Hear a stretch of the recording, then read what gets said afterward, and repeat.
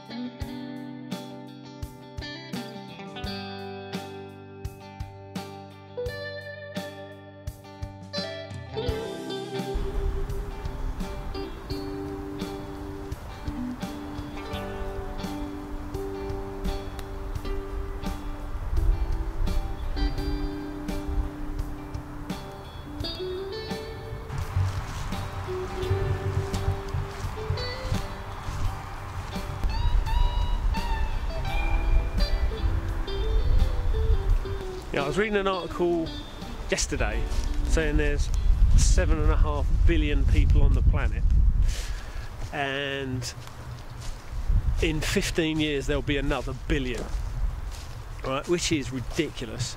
We're already using up enough resources for 1.5 planets. But then you've got woodland like this that nobody goes to, and there's loads of food and stuff to forage. Now, considering all of grown fruit and vegetables, 40% is just thrown away, not used. You've got all the transport costs and stuff with that. So I think foraging is going to be the thing of the future. So it's one of those things, we're being rapidly de-skilled by corporations and supermarkets and stuff. A lot of people don't know how to cook, people don't know how to look after themselves. And it's not really a sort of prepper doomsday apocalypse sort of thing, you know. It's just for your own peace of mind, you know, if you want to live cheaply and you've got the time to do it. But that's the thing, everyone is told they haven't got any time because they spend 4 hours a day staring at their phones. So I think we need to get back to more simpler means of living and not be such a drain.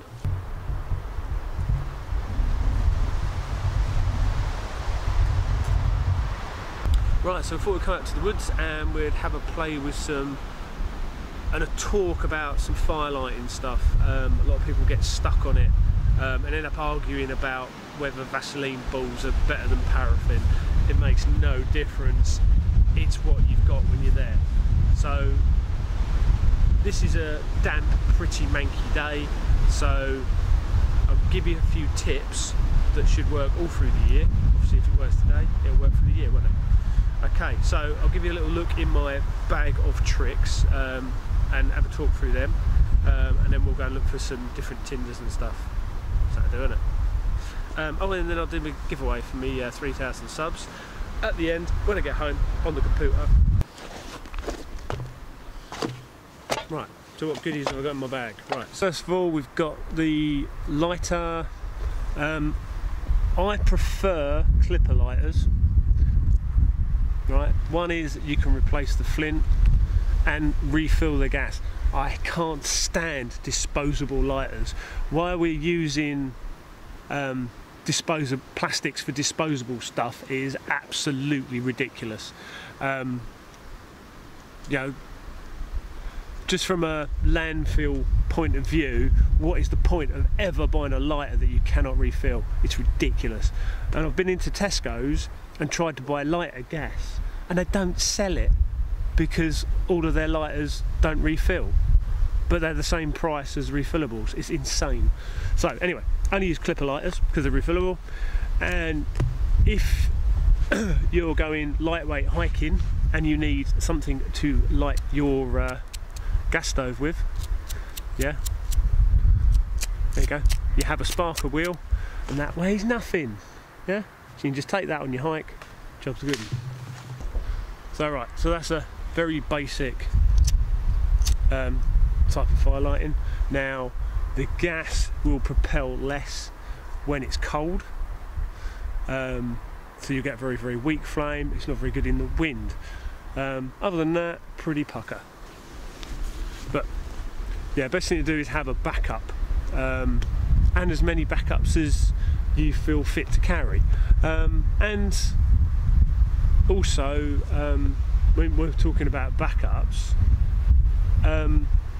there's different fire lighting things for different situations. So if it's a nice dry day, you might want to try your flint and steel, you might want to try a ferro rod. So, you know, bring a little fire kit out and you can have a little play. It's not like it's ultralight survival camping or anything. So, you know, keep practicing your skills, because, you know, one day you might need them. And don't just rely on lighters.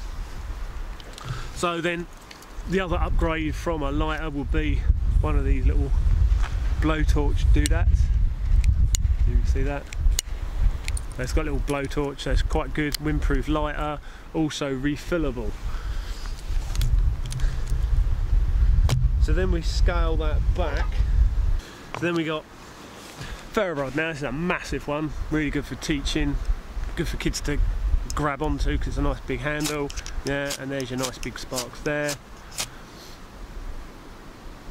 Quite good. Now, if you notice, I've got a striker. Yeah, it's also got a whistle on it, so it's not wasting its space. But what I don't like, especially because teaching and stuff, yeah, I've got a Swiss Army knife here. Right, so a lot of people get the back of their knife and then strike the ferro rod with that. Obviously this isn't a square spine on this. The problem I find, a lot of people are either too busy waving a knife around and they can cut someone else, or you jab the point of your knife into the ground and snap the tip off, or you just miss strike and snap the tip off your knife. Yeah, seen it done, no point doing it. Yeah, so just use a striker. It's for the sake of whatever that weighs, and it's got a whistle on it. Just use a striker. Keeps it all together as well. So it's on a nice, you know, long lanyard. Don't matter if your lanyard's too short, because then you're limiting yourself, and then you end up taking your striker off, and then you lose it. There you go, another really simple striker. When I was at the preppers meet, is it Polymath Products? They gave me a bunch of like little bits of ferro rod, and I made like a ton of these little strikers for teaching. So I cut a bit of stainless steel, so you feel around for the burr and you can get a bit of a spark off of it. A little bit more tricky, but when you're teaching it actually helps to give people the hardest option rather than making it too easy for them. So that's quite good for, you know, that weighs nothing. It's just a bit of hazel and some Gorilla Glue, and there you go. Focus, you fuck. Right, what else we got? String.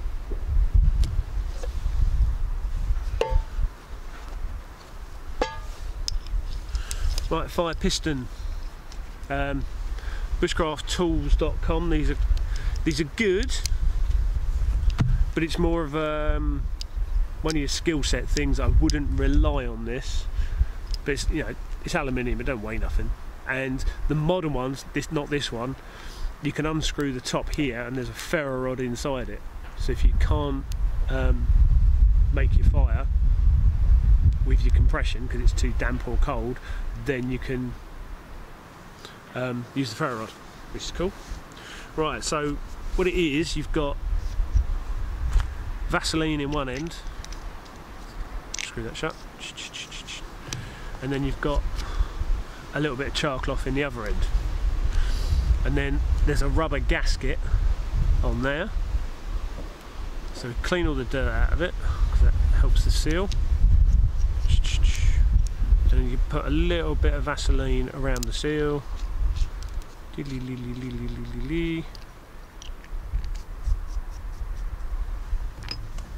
you get a bit of char cloth in the top there, Now this is more of an action thing. You've got to be really quick. Now there's a limited amount of oxygen inside this tube, so you need to pull the top off as quick as possible, allowing the air to get to the heated up bit. So this works on compression like a diesel engine. You ram the piston down, it gets hot and causes the compression, causes the heat.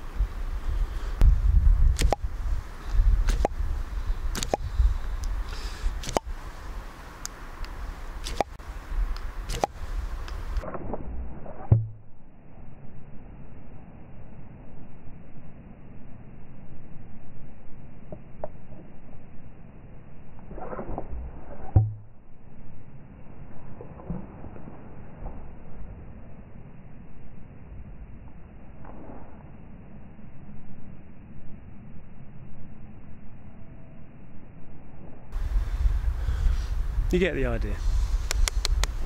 But it did light, promise.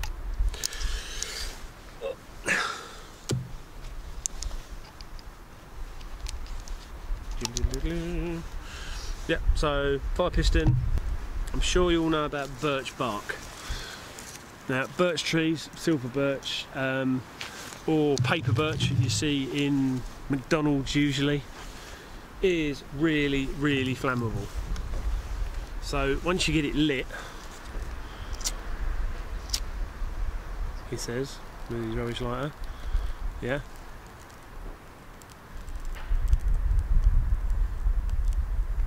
it burns really, really well. You see like there's black smoke coming off of it. Oh, just got blown out. But when you're taking it from a tree, don't just carve it off of the tree, you've got to peel off all the little wispy bits. I'll show you when we go for a wander round how to get the wispy bits off. Don't cut the bark off the tree because you end up killing the tree. Not that birch live very long anyway. So we've got potassium penangamate. Right, so we put a little bit of potassium there. Right, this is potassium penangamate, the stuff that you use for athlete's foot.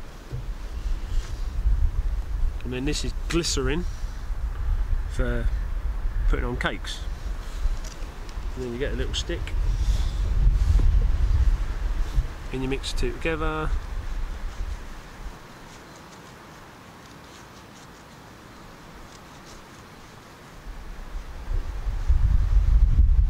And then you leave that gunk.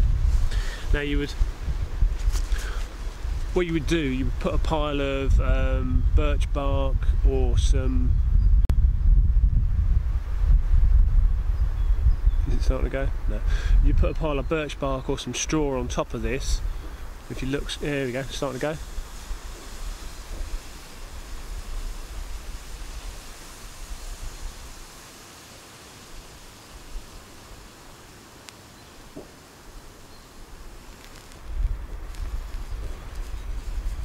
Okay, so it really stinks. Yeah, so this is just to get the fire started. You need something in the fire because it's gone now. Still hot, but you need something to get the fire keep going. So that's just your initial spark. That's not going to light a big log of wood. So you're going to need all your tinders and stuff piled on top of that. In the winter, it will take a lot longer. In the summer, it's not near enough instant. So be careful when you first add it. When you start stirring it, it can suddenly go. Cool. And then we've got the Hudson Bay tin, which has got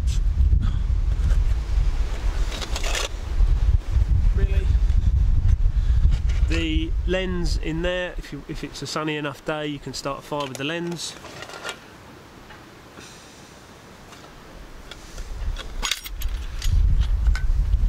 And then we've got a flint striker and bits of flint. So try and get that out of the way.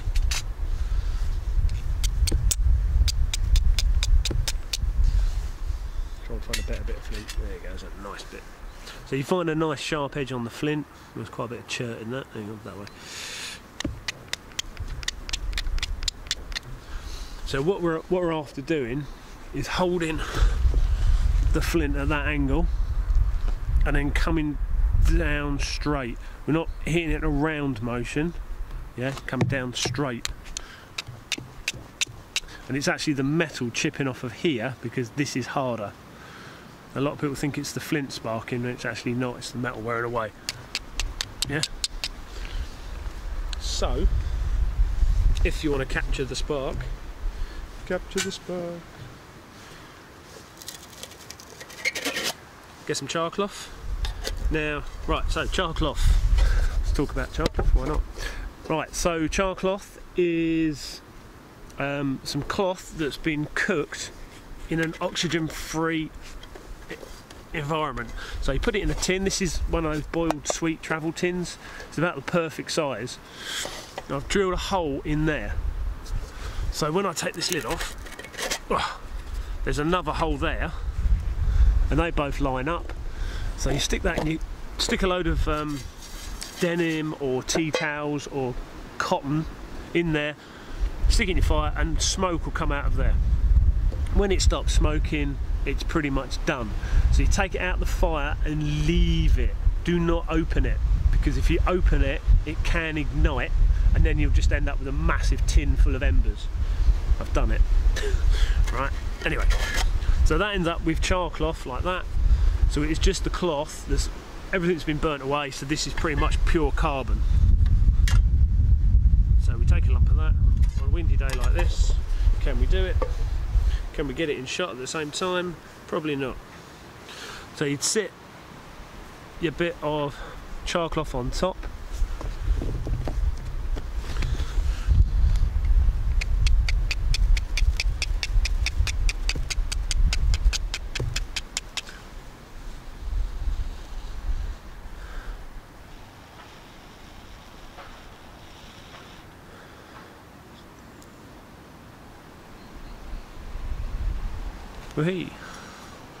Yeah, so that's going to burn away. So you would stick that in a ball of grass. So I'll put it out. You'd stick that into a ball of grass and then blow it into flames. So pretty simple. So then also we got in here a bit of amadou fungus, which is good for catching a spark, and also these that I got from Beaver Bushcraft, which I think they are mugwort. So you break that little seal there and open it up and fluff it up. Really brilliant for catching a spark. Really good. So that's my. So always keep the bit of flint in there. Oh, and I've also got a bit of rubber tube if you are really stuck. I don't like burning plastics and oils and stuff because it's obviously not good for the environment, but if you're stuck, you can cut some little slivers of this and you can actually light it with a ferro rod. I've carved bits off the bottom soles of my shoes before and my boots to get a fire going because it was that cold. So you know, the best lighter is the one you've got, and insoles out of shoes as well. They're really flammable. Who knew? I did. And then I've got a bit of Vaseline. Anyway, I keep all this in the bag, and I keep the potassium in a waterproof bag just in case the glycerin leaks. So there you go. Right, so we've got this big down tree here, but inside is going to be fairly dry. So all of this rotten wood, all this punky wood, yeah,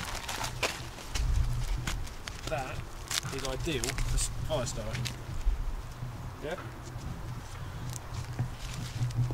So that's a dead easy find, yeah? I'm just setting up there, found it there. Right, so without too many steps, we've got to find the next one. So we've got a birch tree over there. Right, so these bits we're after, these little curls.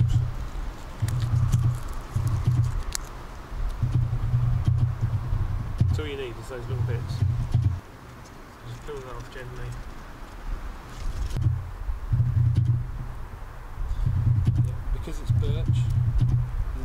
how flammable that is, because I did show you earlier. Yeah, but you collect up a load of that, that's really going to accelerate your fire. So birch is a cold weather tree. Whenever you see them in Norway and stuff, they're really, really white and smooth. In this country they always tend to be a bit gnarly and a bit wobbly. That's because they're shedding their bark because it's a warmer climate. So it's fine to just peel off the bark, and that will help the tree if anything, but you're not going to damage the tree at all. But as soon as you start sticking knives into trees, that's when they're going to get an infection. And especially with birch. Birch has you've heard of the getting birch resin or birch water, or birch sap. Birch sap is the one I was looking for. Right, so you've all heard of birch sap. So if you start stabbing into a birch tree in March, April time, it's gonna bleed, and about 5 litres of water out of it. So if you stab it enough, you can kill the tree quite easily, and a lot of people, if they don't tap a birch properly, will kill it. I don't really see the point of killing a tree, but they don't live very long anyway. Birch is a pioneering tree, so they're not they're not designed to live that long. So if you imagine an open field that's left fallow, you're going to get your usual nettles and brambles and stuff like that growing first, the smaller plants. Then you might get some gorse if it's quite a sandy soil, and then you'll get birch growing. It's one of the first trees to grow in woodland. So if you walk into a woodland and there's birch everywhere, it's not a very old woodland. Okay, so the birch will then die off. It will still be there. It won't completely die off. It will still have its progeny, but it will die off, it will rot down, and then that will fertilise the soil, make the soil better for bigger trees, you know, your willows and your hollies, and then later on you're going to get your ashes and your oaks. So it's a pioneering tree. It doesn't live very long. You're probably going to get about 30 years normally, but they can live up to like 100 odd. But they're really, really prone to infections. They're not a very hardy tree. And they're also flammable, which is really weird because the bark is so flammable. If there's a forest fire, the birch are going to get it, whereas a lot of trees are they've got quite thick bark, like an oak tree. Very, very hard to burn down an oak tree because the bark is thick and fairly flame retardant. So yeah, interesting.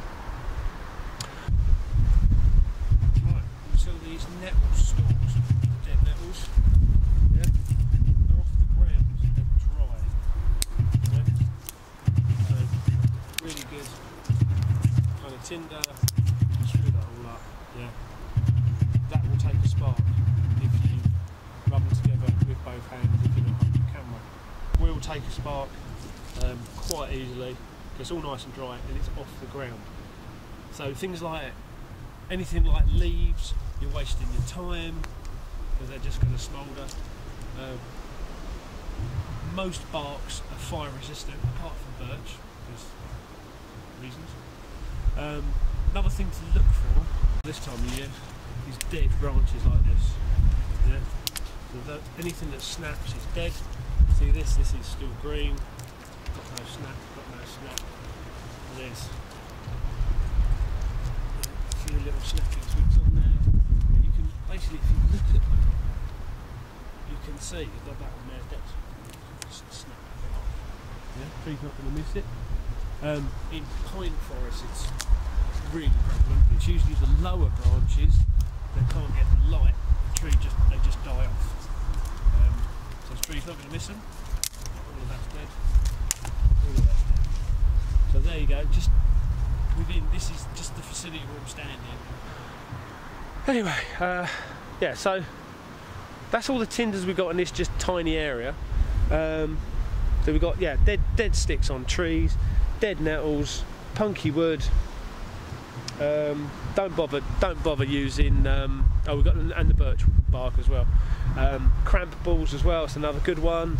But there's no ash in this tree, in this forest, so you're probably not going to find any. This is all chestnut woodlands, some oak, a few birch, holly, nothing amazing. But yeah. But so the main trick is, if trying to get out of the sunlight. So the main trick is, right, so the fire triangle, you did it at school, yeah, you need oxygen, yeah, so make sure you fluff everything up, give it more of a surface area so the air can get into it. Then you need the fuel, so you need obviously the tinder itself, make sure it's nice and dry. How do you make it nice and dry if it's damp? Put it in your pocket, walk around, your body heat will bring it closer to ignition point, so then you'll get a better fire. Even with char cloth, if you keep your char cloth in your pocket and warm it up to body temperature, you'll probably, when you do the flint and steel spark, do it first time, just go bang and it will light straight away because it's warm. Yeah, so you need oxygen, heat, fuel. Yeah, that's it. It's really, really simple. And you see so many, especially on Facebook, you see so many people having arguments about, oh, what's the best fire starter? It's just down to what woodland you're in, what you've got on you. You know, I set fire to my shoes before, like I said. So I think you need to sort of not worry about what everyone else is doing and just find out what works for you. If you want to make your own fire lighters, get some jute twine and dip it in wax, that's fine. If you want to get some cotton wool, dip it in wax and make some little biscuits, awesome, yeah, good. But just try and lay off anything toxic, you know, in an emergency, crisp packets, really, really good for lighting fires, but obviously toxic. And if you find crisp back in the woods, take it home and recycle it, don't burn it. So yeah, can't think of much else to talk about now. So we're going to have a bimble out and hopefully this will edit down alright and I haven't got too much lens noise and the mic's worked alright, because it's very hard to tell. Yeah, this is my new DSLR, by the way. I've got some new lenses coming. I've got the silent focus because this is driving me nuts. Going, I have to keep turning it off all the time. Right, so see you later. Okay, so we go onto Google and we do random picker. That's the one I used. Yep, that one. And then paste the linky. Search. Right, so it's got 66.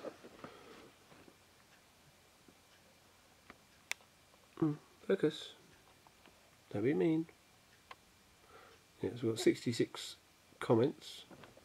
And then we go down to this bit and start.